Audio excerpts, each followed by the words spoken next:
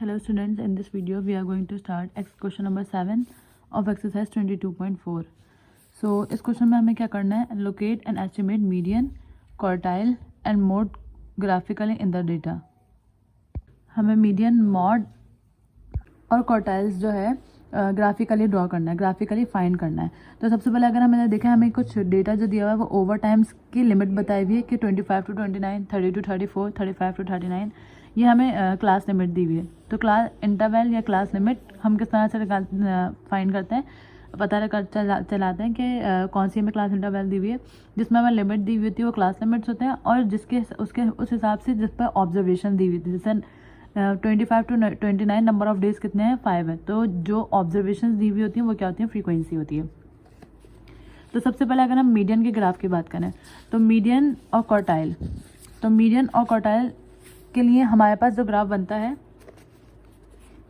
उसका अगर हम वाई एक्सिस चेक करें तो वाई एक्सिस पे क्या होता है, कम्युलेटिव फ्रीक्वेंसी, और यहाँ पे क्या होता है, एक्स एक्सिस पे क्लास बाउंड्रीज होती हैं. तो अभी हमें क्वेश्चन में ना कम्युलेटिव फ्रीक्वेंसी दी हुई है, कम्युलेटिव फ्रीक्वेंसी भी नहीं दी हुई और क्लास बाउंड्रीज भी नहीं दी हुई. तो हम जो कॉलम ड्रॉ करेंगे, चार्ट बनाएंगे, उसमें कम्युलेटिव फ्रीक्वेंसी और क्लास बाउंड्री को ऐड करवाएंगे. देन अगर हम मॉड वाले की बात करें तो मॉड वाले में हमें क्या चाहिए होता है, फ्रीक्वेंसी चाहिए होती है और क्लास बाउंड्रीज चाहिए होती है. तो अगर हम क्लास बाउंड्रीज बना लें तो हमारे पास रिक्वायरमेंट पूरी हो जाएंगी मॉड की भी और मीडियन की भी. तो स्टार्ट करते हैं क्वेश्चन. स्टार्ट करने से पहले क्वेश्चन, मीडियन क्वार्टाइल किस तरह से ग्राफिकली निकालेंगे. तो अगर हम मीडियन की बात करें तो मीडियन को हम किस तरह से निकालते हैं, मीडियन निकालते हैं हम n/2 से और देन ग्राफ में ड्रॉ करते हैं. क्वार्टाइल हमारे पास कौन कौन से होते हैं, Q1 होता है और Q3 होता है. तो Q1 हम किस तरह से निकालते हैं, n/4 से, और Q3 हम कैसे निकालते हैं, 3n/4 से निकालते हैं. तो सबसे पहले हम क्या करेंगे, मीडियन निकालेंगे n/2 से, देन ग्राफ में प्लॉट करेंगे. तो स्टार्ट करते हैं क्वेश्चन नंबर 7. क्वेश्चन नंबर 7 में हमें यहाँ क्लास लिमिट और फ्रीक्वेंसी दी हुई है. इधर हम क्लास बाउंड्रीज और कम्युलेटिव फ्रीक्वेंसी फाइंड कर लेते हैं. तो सबसे पहले अगर हम कम्युलेटिव फ्रीक्वेंसी की बात करें तो कम्युलेटिव फ्रीक्वेंसी हम किस तरह से मालूम करते हैं, जो lower class limit upper class limit होती है उसमें से 0.5 माइनस करवाते हैं और इसमें ऐड करवाते हैं. जैसे 25 में से अगर हम 0.5 माइनस करवाएंगे तो इधर क्या आ जाएगा, 24.5, और इधर यानी अपर क्लास बाउंड्री में अपर क्लास लिमिट में क्या करवा देंगे, 0.5 प्लस करवा देंगे. इसी तरह सेकंड वाले में करेंगे. सेकंड वाले में क्या करेंगे, इधर 29.30 में से 0.5 माइनस करवाएंगे तो 29.5, और यहाँ पे क्या हो जाएगा 34.5. यहाँ पर माइनस करवाते जाएंगे और यहाँ पर ऐड करवाते जाएंगे. यहाँ पर 35 है तो ये क्या हो जाएगा 34.5, और यहाँ 39 है तो ये क्या हो जाएगा 39.5. इसी तरह ये क्या हो जाएगा, 40 है तो 39.5, और ये क्या हो जाएगा 44.5. अच्छा, अब 45 है तो 45 क्या हो जाएगा, 0.5 जब माइनस करवाएंगे 44.5,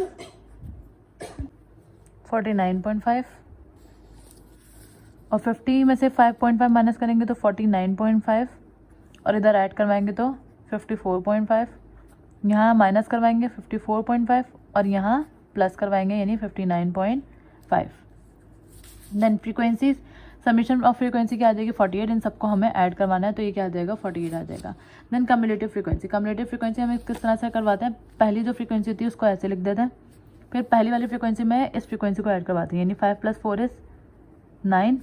देन 9 के बाद 9 + 7, 9 + 7 कितने हो जाएंगे, 16. देन 16 + 11 ये कितने हो जाएंगे, 27, और 27 प्लस इसमें ये ऐड करवा देंगे, 27 + 12 = 39, 39 प्लस 39 में क्या ऐड करवाएंगे, 18, तो ये कितने हो जाएंगे, और यहाँ 18 नहीं है 8 है, तो 39 + 8, 39 + 8 कितने हो जाएंगे, 47, और 47 + 1 = 48. तो हमारे समीशन ऑफ फ्रीक्वेंसी भी यही आ रही थी और कम्युलेटिव फ्रीक्वेंसी लास्ट वन भी यही आ रही है. दैट मीन हमने कम्युलेटिव फ्रीक्वेंसी जो है वो बिल्कुल सही निकाली है. अब सबसे पहले अगर हम मीडियन की बात करें तो मीडियन में हमें क्या करना होता है, पहले हम यहाँ पे मेंशन कर देंगे फॉर मीडियन. मीडियन के लिए हम क्या करते हैं, मीडियन के लिए तो हम फॉर्मूला यूज करते हैं वो मीडियन इक्वल्स टू n/2 से होगा. n क्या है, सम ऑफ फ्रीक्वेंसी जो हमारे पास है वो फिट पुट करेंगे और 48 डिवाइडेड बाई 2 इज़ 12। अब हम इसको ग्राफ में कैसे प्लॉट करेंगे, तो ग्राफ स्टार्ट करते हैं हम सबसे पहले। 48 डिवाइडेड बाई 2 इज़ 24। अगर हम ग्राफ की बात करें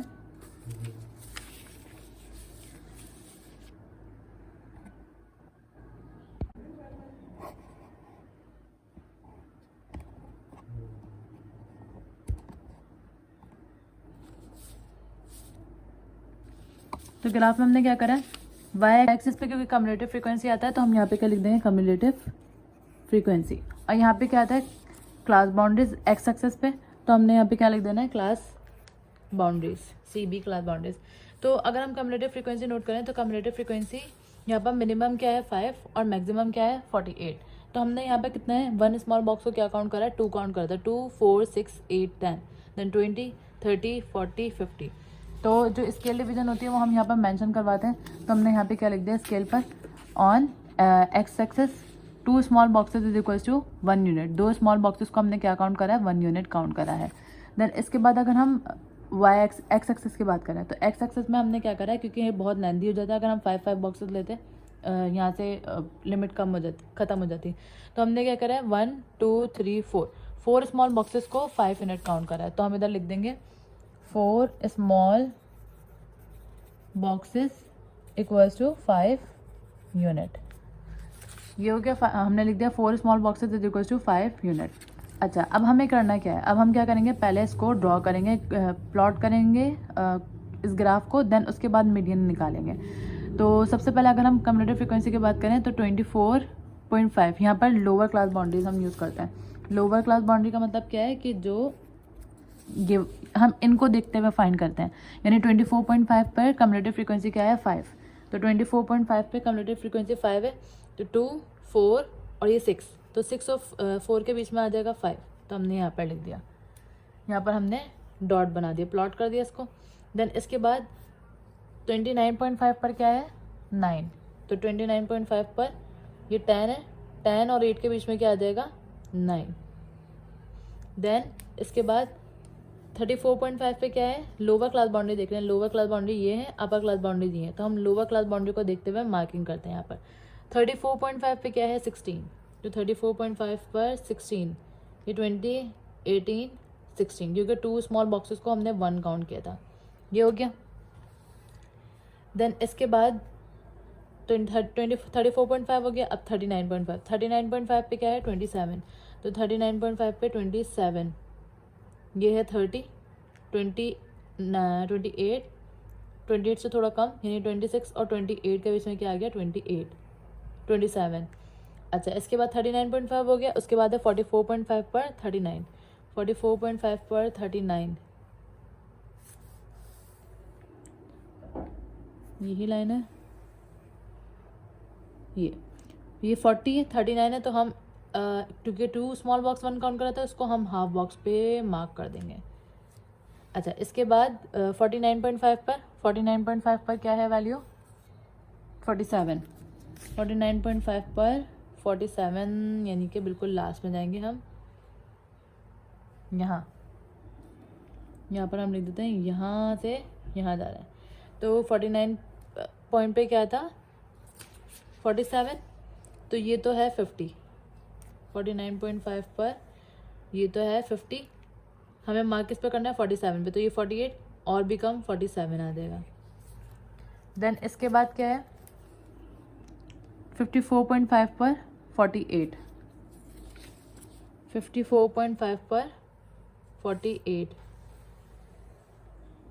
40, ये 50 है, 48 काउंट करना है, ये 50 है और ये 48 काउंट करना है, तो ये यहाँ पर आ जाएगा। हम एक बार फिर से चेक कर लेते हैं, ये है 50, तो ये क्या हो जाएगा 48, क्योंकि एक स्मॉल बॉक्स को हमने 2 यूनिट्स काउंट करे थे, ठीक। अच्छा, अब हम क्या करेंगे, इन सबको मिला देंगे। किस तरह मिलाएंगे, ये ग्राफ हमने ड्रॉ कर लिया, ग्राफ ड्रॉ करने के बाद ग्राफ ड्रॉ हो गया। अब ये ग्राफ ड्रॉ होने के बाद हम क्या करेंगे, मीडियन किस तरह से निकालते हैं ग्राफ से, हम यहाँ पर देखेंगे, क्योंकि हमने मीडियन जो यहाँ पर निकाला था वो n/2 से निकाला था, वो आया था 24। तो 24 अगर हम वाई एक्सिस पे चेक करें तो ये 10 और ये 20, 24 तक के जाएंगे तो 22 और यहाँ पर आएगा 24। तो इस 24 को हम कहाँ तक लाएंगे, जहाँ तक कि हमारे ग्राफ की लाइन आ रही है, यानी कि यहाँ तक। तो हम इसको ड्रॉ कर लेते हैं यहाँ पर।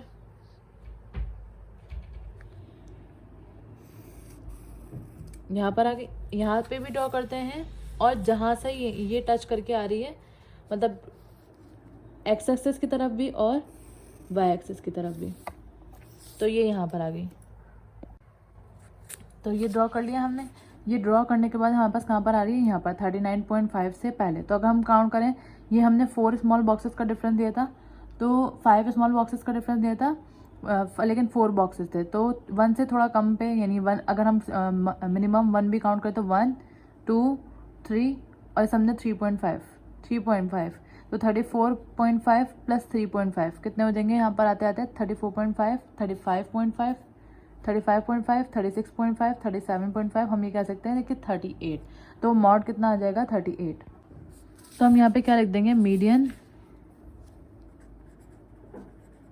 इक्वल्स टू क्या रहा था, 35.5 36.5 37.5, और यहाँ हम लिख सकते हैं 38.5 38 या 38.5, क्योंकि हमने इधर स्मॉल बॉक्सेस का, अगर आप 1 के डिफरेंस से लेंगे तो ये ज़्यादा इजी कन्वीनियंट रहेगा, आप लोग 1 स्मॉल बॉक्सेस के डिफरेंस से ही लेगा। तो मीडियन क्या आ गया, 38.5 आ गया। अब इसके बाद हम क्या करेंगे, क्वार्टाइल्स निकालना। तो क्वार्टाइल्स के लिए सबसे पहले Q1 का फॉर्मूला लगाएंगे।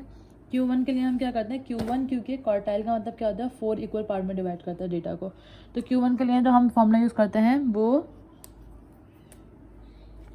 Q1 equals to n/4। n क्या है, 48 डिवाइडेड बाय 4। तो 48 को जब 4 से डिवाइड करेंगे तो आंसर विल बी 4 1 4 4 1 4 4 2 8। तो क्या आ गया, 12। यानी Q1 क्या आ रही है, 12 को देखते हुए हम करेंगे, 12th ऑब्जर्वेशन को देखते हुए हम वर्किंग करेंगे। हम ग्राफ देखें, इधर भी हम ग्राफ पर जाएंगे दोबारा। 12 कहाँ पर आ रहा है,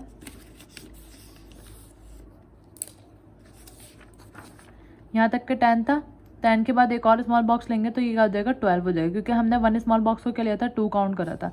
तो यहाँ से हम ग्राफ ड्रॉ करेंगे यहाँ तक, और देन यहाँ से लेकर यहाँ तक नीचे तक ड्रॉ करेंगे। किस तरह से, 12 था तो ये आया और ये आ जाएगा। एरिया मैंने डार्क कलर ब्लू कलर से डार्क कर दिया ताकि और क्लियर हो। Q1 अब देखेंगे तो हम Q1 कहाँ आ रहा है, यहाँ पर आ रहा है। तो Q1 की वैल्यू कहाँ पर आ रही है, यहाँ। तो 29.5 30.5 31.5। तो क्योंकि ये 2 स्मॉल बॉक्स को हमें थोड़ा सा आगे लेना था, तो हम क्या लेंगे, 30.5 के बजाय 31 ले लेंगे। तो यहाँ पर Q1 क्या आ जाएगा, हम लिख देंगे has graphically Q1 equals to क्या आ रहा है, 29.5 यहाँ पर था, 30.5 31.5 और 32 आ जाएगा यहाँ पर। तो Q1 क्या आ जाएगा यहाँ पर, 32। तो मीडियन क्या आया था, 38.5। क्वार्टाइल क्या है, क्वार्टाइल बनाया है 32। अब हम क्या निकालेंगे, Q3 फाइंड करेंगे। तो इधर मैं मेंशन कर दूंगी फॉर Q3,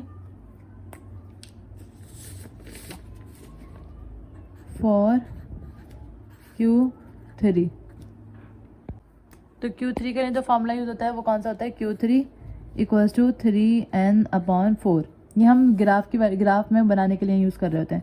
तो 3 मल्टीप्लाई बाय n की जगह पे क्या आ जाएगा, 48 डिवाइडेड बाय 4 4 1 4 4 12 48, और 12 को 3 से मल्टीप्लाई करवाएंगे तो इधर क्या आ गया, 36। अब हम 36 देखते हैं ग्राफ में।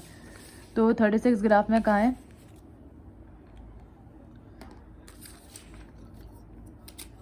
ये 10 20 30 और ये 40। 2 स्मॉल बॉक्सेस 1 काउंट करते हैं तो 30 के बाद 32 34 और 36, यानी यहाँ पर यहाँ से लिखेंगे, यहाँ से डॉट डालेंगे यहाँ तक, और फिर बिल्कुल एग्जैक्ट नीचे तक लेकर आएंगे।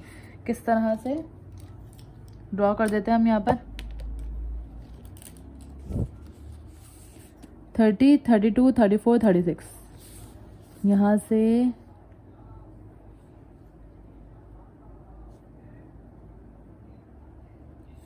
यहाँ पर और नीचे भी। अब यहाँ पर जो एग्जैक्ट वैल्यू आ रही है वो क्या आ रही है, 39.5 है। 39.5, 40.5, 41.5, 42.5, लेकिन हम इसको थोड़ा सा आगे यानी 42.5 से 0.5 बढ़ा लेंगे क्योंकि 4 स्मॉल बॉक्सेस वाला मसला है यहाँ पे भी। तो 42.5 को 0.5 बढ़ाएंगे तो क्या हो जाएगा, 43 आ जाएगा। तो हम यहाँ पर अपनी क्वार्टाइल की थर्ड वैल्यू लिख सकते हैं कि Q3 ग्राफिकली जो है वो क्या आ रहा है, हैंस ग्राफिकली, अगर हम ग्राफिकली देखें तो Q3 क्या आ रहा है, 43। क्या करना है, मीडियन के लिए तीनों वर्किंग हो गई। अब हमें क्या मालूम करना है, मॉड मालूम करना है। तो मॉड के लिए क्या करेंगे, हम एक और ग्राफ बनाएंगे। ये ग्राफ हमने प्लॉट कर दिया है। हम मॉड की बात करें तो मॉड के अगर हम ग्राफ को चेक करें, मॉड के ग्राफ में यहाँ पर एक्स एक्सिस पर क्या है, क्लास बाउंड्रीज, और वाई एक्सिस पर क्या है, फ्रीक्वेंसीज है। तो यानी और ये जो ग्राफ बना हुआ है ये कौन सा ग्राफ कहलाता है, हिस्टोग्राम, जो हम पढ़ चुके हैं यहाँ पर।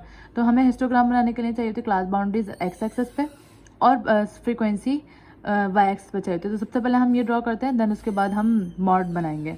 ग्राफ मैंने रिन्यू करा है क्योंकि अगर हम मॉड को देखें तो मॉड में हमें फ्रीक्वेंसी चाहिए होती है। फ्रीक्वेंसी मिनिमम हमारे पास क्या है, 1, और मैक्सिमम क्या है, 12। तो हमने क्या करा है, 3 स्मॉल बॉक्सेस को 1 काउंट कर लिया क्योंकि यहाँ हमारे पास फ्रीक्वेंसी मैक्सिमम भी 12 पर है और मिनिमम यानी ज़्यादा डिफरेंस नहीं है। तो हमने 3 स्मॉल बॉक्सेस का डिफरेंस बना दिया। अब हम बनाना शुरू करते हैं हिस्टोग्राम। तो हिस्टोग्राम जब हम बनाते हैं तो किस तरह से बनाते हैं, 24.5 से 29.5 पर क्या है, 5। तो 24.5 से 29.5 पर है 5, तो ये कहाँ आ जाएगा, यहाँ पर 5,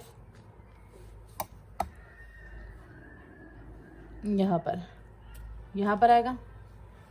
अब इसको 24.5 और 29.5 पर ड्रॉ करेंगे तो ये लाइन आई, 29.5 लाइन वाली भी ड्रॉ कर देंगे यहाँ पर, इसको मैच कर देंगे,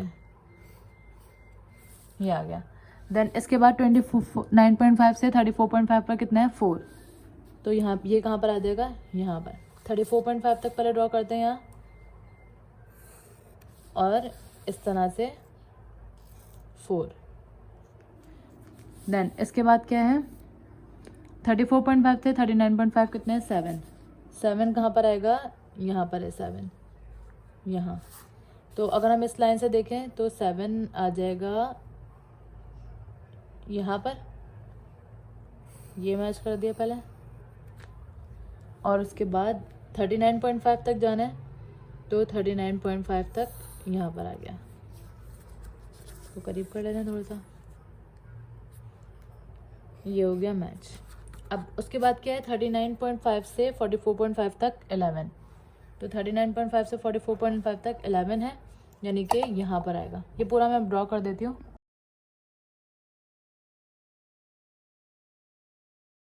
तो हमने क्या करा, सारे हिस्टोग्राम जो है वो बना लिए।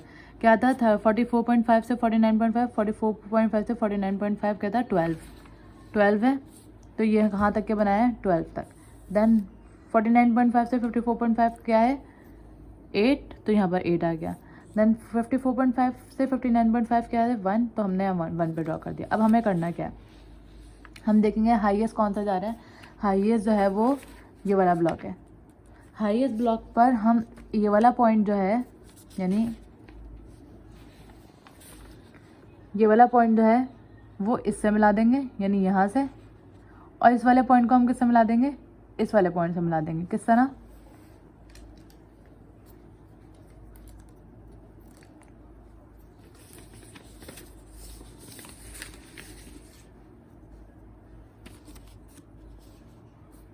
ये पॉइंट मिल जाएगा यहाँ से, और ये पॉइंट मिलेगा यहाँ से, यानी इसकी अपर क्लास बाउंड्री, इसकी लोअर क्लास बाउंड्री इसकी अपर क्लास बाउंड्री से मिलेगी, और इसकी अपर क्लास बाउंड्री इसकी लोअर क्लास बाउंड्री से मिलेगी। अब हमें करना क्या है, अब हम क्या करेंगे, जहाँ पर ये दोनों मीट कर रहे हैं यानी कि यहाँ पर, उससे हम एक परपेंडिकुलर ड्रॉ करेंगे। परपेंडिकुलर ड्रॉ करने का मतलब क्या है, ये लाइन आएगी। अब ये लाइन जो आई है ना, ये कहलाएगा हमारा मीन। ये लाइन कहाँ पर जाकर रुक रही है? ये लाइन रुक रही है किस पर? 44.5 के बाद 45.5, और 45.5 क्योंकि यहाँ पे 4 स्मॉल बुक्स नहीं है तो हम 45.5 को क्या लिख सकते हैं? 46 लिख सकते हैं। इसको किस तरह से लिखेंगे? For mod